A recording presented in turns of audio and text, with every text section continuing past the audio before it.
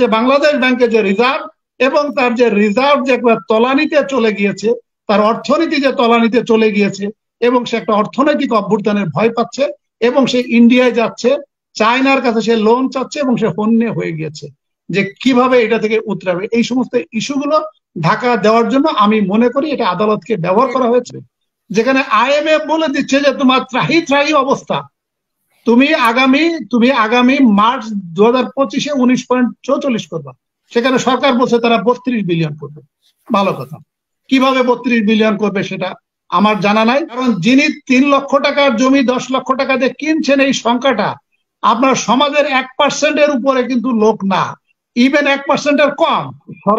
সরকারের উদ্দেশ্য অনেকগুলো, সরকারের উদ্দেশ্য হলো মাল্টিপল। কারণ আপনার আমেরিকা বা পশ্চিমা বিশ্ব থেকে তার উপর প্রচন্ড চাপ, ফ্রি ফেয়ার ক্রেডিবল ইলেকশন, মধ্যবর্তী নির্বাচনে ডোনাল্ড লু এসে ওবায়দুল কাদের আর সালমান এফ রহমানের সাথে চা খাওয়ার জন্য এখানে আসেন।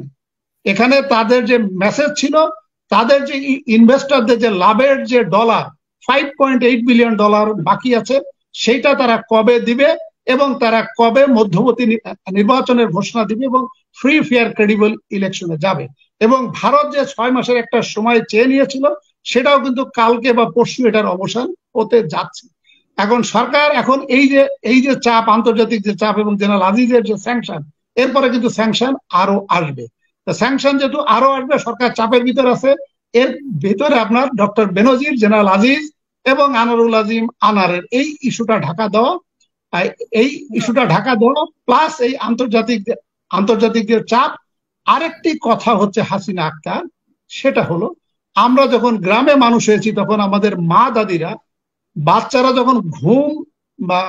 যখন না ঘুমাতো তখন আমাদের ঘুম পাড়ানি গান শোনাইতো, বলতো যে আয় আয় চাঁদ মামা, চাঁদের কপালে চাঁদ টিপ দিয়ে যা। যাই হোক, এই ধরনের ঘুম পাড়ানি গান গিয়ে শোনাতো এবং বাচ্চা যদি ঘুম না পড়তো তখন বলতো যে তোমাকে ভূত, জিন, দানব, দূত এসে তোমাকে খেয়ে ফেলবে তুমি যদি না ঘুমাও।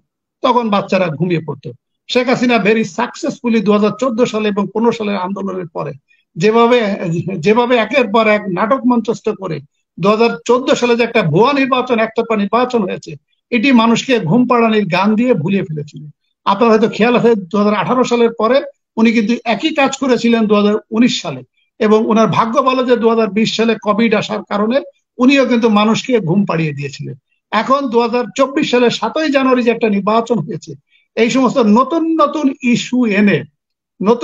ইস্যু এনে মানুষ এবং বিরোধী দলকে একটা ঘুম পাড়িয়ে দিবে যে 7ই জানুয়ারি আদৌ কোনো নির্বাচন হয়েছে কিনা। আর হলো দুই পক্ষকে রাস্তায় নামিয়ে দিবে, মাঠে নামিয়ে দিবে। এটা নিয়ে 6 মাস 1 বছর চলবে। এক পর্যায়ে হয়তো শেখ হাসিনা বলবে যে ঠিক আছে, আমি ছাত্রদের আন্দোলনের পরিপ্রেক্ষিতে আমি দাবি মেনে নিলাম।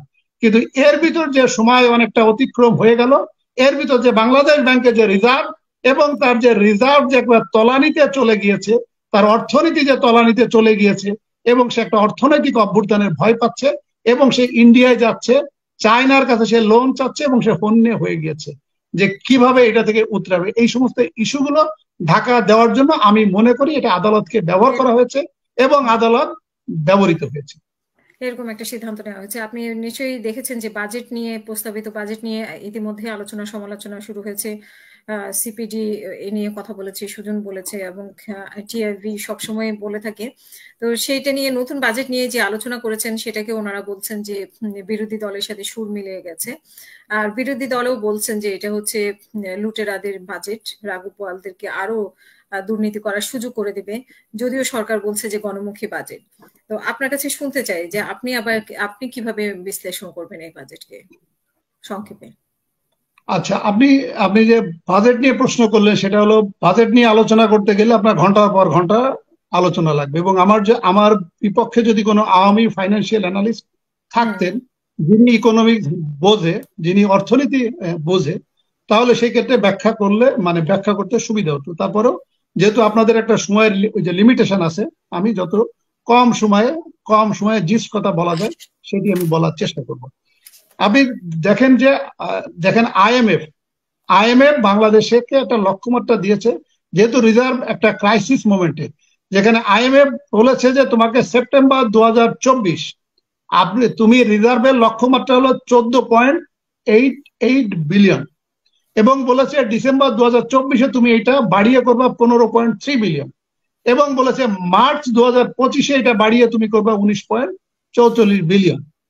সেখানে এই বাজেটে তারা বলেছে যে তারা 32 বিলিয়ন করবে, যেখানে IMF বলে দিচ্ছে যে তোমার ত্রাহি ত্রাহি অবস্থা, তুমি আগামী মার্চ 2025-এ 19.44 করবা, সেখানে সরকার বলছে তারা 32 বিলিয়ন করবে। ভালো কথা, কিভাবে 32 বিলিয়ন করবে সেটা আমার জানা নাই, বা যারা অপোজিশন পক্ষ সিপিডি, সুজন অথবা টিআইবি বা বিএনপি বা অপোজিশন পক্ষ যারা বলছে, আমি মনে করি এটা সঠিক কথা বলছে। এবং সরকারের পক্ষ থেকে আওয়ামী লীগের যারা লেসপেন্সার সরকারি কর্মকর্তা বা রাজনীতিবিদরা যে তারা যে টাকা যে তারা ইনকাম করছে অবৈধভাবে, সেটাকে আবার 15% সরকারকে ভর্তুকি দিয়ে এই কালো টাকা সাদা করা যাবে। আবার যে এই যে বাজেট এবং আমাদের রিজার্ভ যে তলানিতে এসে পৌঁছেছে, রিজার্ভ যে বাড়াবে কিভাবে সে রিজার্ভ বাড়ানোর কৌশলের কথা কিন্তু এখানে স্পষ্ট করে বলা নাই। যদিও তারা গোপনে গোপনে যে কাজটি করবে হাসিনা আক্তার, আপনার উপরে ট্যাক্স বসাবে, আপনার উপরে ভ্যাট বসাবে এবং আপনার পকেট থেকে যেভাবে টাকা নেওয়া যায় সেইভাবে তারা টাকা নেওয়ার চেষ্টা করবে। কারণ সেই কথাগুলো কিন্তু বাজেটে স্পষ্ট করে বলে নাই, কারণ বললে একটা গণ আন্দোলন হয়ে যেতে পারে, একটা গণবিস্ফোরণ হয়ে যেতে পারে। আরেকটি হলো সরকারের পক্ষ থেকে বলা হচ্ছে মুদ্রাস্ফীতি 9.5%, কিন্তু বাস্তবে কিন্তু মুদ্রাস্ফীতি 15%-এর বেশি। এটি হলো যে দেখেন আপনি যদি গ্রামে যান বা আপনি যদি শহর এলাকায় যান, আপনি আগে যে জমির দাম ছিল 3 লাখ টাকা, সেই জমির দাম হয়ে গেছে এখন 10 লাখ টাকা ডেসিমেল অথবা কাঠা। এটা দিয়ে আওয়ামী লীগের লোকজন বা আপনার চ্যানেলে যারা আসে তারা ঢেকুর তোলে, বলে যে জমির দাম 3 লাখ টাকা ছিল 3 বছর আগে, সেটা এখন 10 লাখ টাকা হয়ে গেছে। তাহলে মানুষের হাতে টাকা আছে। হাসিনা আক্তার আপনার মাধ্যমে ওই যারা এসে আপনাকে বলে এবং ঢেকুর তোলে, তাদের মুদ্রাস্ফীতি সম্পর্কে কোনো ধারণা নেই। কারণ যিনি 3 লক্ষ টাকার জমি 10 লক্ষ টাকা দিয়ে কিনছেন, এই সংখ্যাটা আপনার সমাজের 1%-এর উপরে কিন্তু লোক না, ইভেন 1%-এর কম। আপনি গ্রামের কৃষক, সে কি 3 লাখ টাকার জমি কি 10 লাখ টাকা দিয়ে কিনতে পারবে না। তার মানে মানি ইনফ্লেশনটা এত বেশি হয়েছে। এই কারণে যারা আওয়ামী লেসপেন্সার বা আওয়ামী রাজনীতির সাথে যারা জড়িত এবং সরকারি কর্মকর্তা যারা, তাদের কাছে এখন এত টাকা হয়ে গেছে বাংলাদেশে ইনভেস্টমেন্ট করা শুধু জমি বা প্রপার্টি ছাড়া আর কোনো সিকিউরিটি ইনভেস্টমেন্ট নাই। এই কারণে তাদের কাছে টাকা কোনো সমস্যা না, সমস্যাটা হচ্ছে প্রপার্টি। সো প্রপার্টি পেলেই তারা শহর এলাকা অথবা তার বাড়ির আশেপাশে যেখানে পাচ্ছে কিনে নিচ্ছে। এই কারণে জমির দাম 3 লাখ টাকার জমি 10 লাখ টাকা হচ্ছে। এটি হচ্ছে মানি ইনফ্লেশনের কারণে হচ্ছে। এই যে বাজেটের কথা যেটা বলা হচ্ছে অপোজিশনের পক্ষ থেকে, সিপিডি, টিআইবি, সুজনের পক্ষ থেকে যেটা বলা হচ্ছে, এটি একটা উচ্চ বিলাসী একটা বাজেট এবং আমিও মনে করি একটা উচ্চ বিলাসী বাজেট যেটা পূরণযোগ্য নয়।